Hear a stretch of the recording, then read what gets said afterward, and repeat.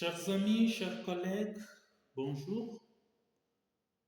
Aujourd'hui, nous nous sommes décidés de partager avec vous notre réflexion sur l'anémie.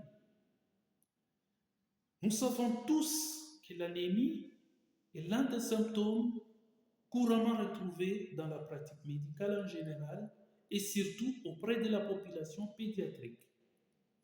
Et devant toute anémie, nous devons chercher à trouver les causes ou les étiologies, au lieu de nous contacter, de soigner simplement l'anémie. Et pour nous aider à nous orienter ou aller vers les diagnostics, nous n'avons besoin que de trois petites choses. Primo, la numération formule sanguine avec les taux d'hémoglobine que nous allons voir, le VGM ou le volume globulaire moyen, et en troisième lieu, le taux des réticulocytes. Avec ces trois paramètres, si nous sommes devant une anémie microcytaire où le VGM est inférieur à des valeurs normales, nous devons regarder en second lieu le taux des réticulocytes pour nous orienter. Si l'anémie est microcytaire, c'est-à-dire le VGM est inférieur à la valeur normale, et les taux de réticulocytes normal ou élevé, nous sommes là probablement devant une thalassémie, qui peut être soit l'alpha ou la bêta-thalassémie. Mais dans l'autre sens, si le taux de réticulocytes est plutôt bas, nous devons évoquer, primo,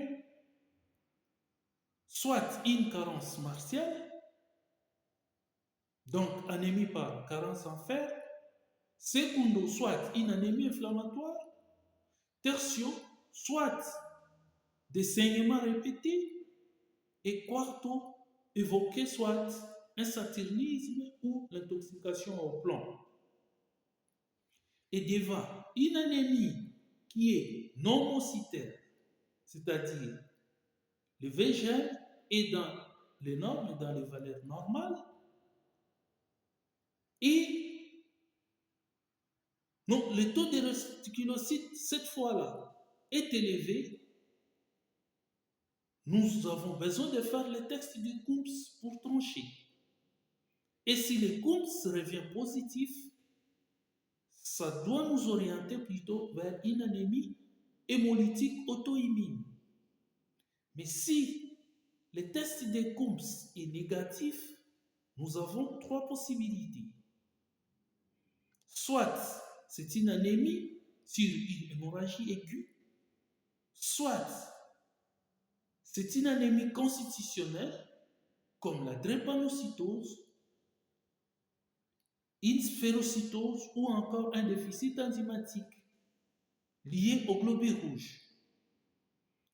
En troisième lieu, soit nous sommes devant une anémie acquise qui peut être soit mécanique, soit toxique ou infectieuse.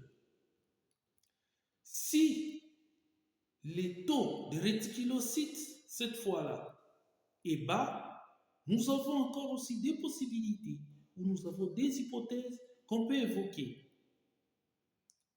Et devant une anémie isolée, où toutes les autres lignées sont épargnées, nous pouvons évoquer une érythroblastopénie. En cas d'exemple, nous citons l'infection au parvovirus B19. Mais en deuxième lieu, nous avons droit d'évoquer une insuffisance rénale. Et devant une énumération formule sanguine qui est vraiment pathologique avec une pancytopénie,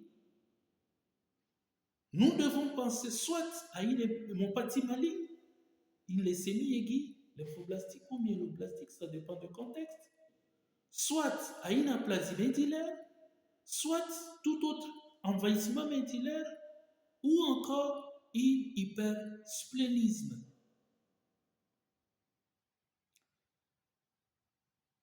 En troisième position, vous tombez sur une anémie macrocytaire, c'est-à-dire le VEGF est au-delà de valeurs normales.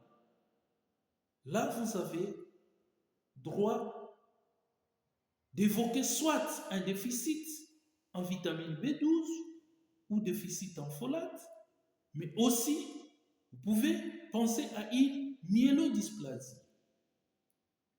C'est seulement après cet exercice que vous pouvez vous décider, selon l'urgence, de traiter l'anémie, soit de référer les patients chez un hématologue ou dans un service spécialisé pour qu'un suivi soit mis en route.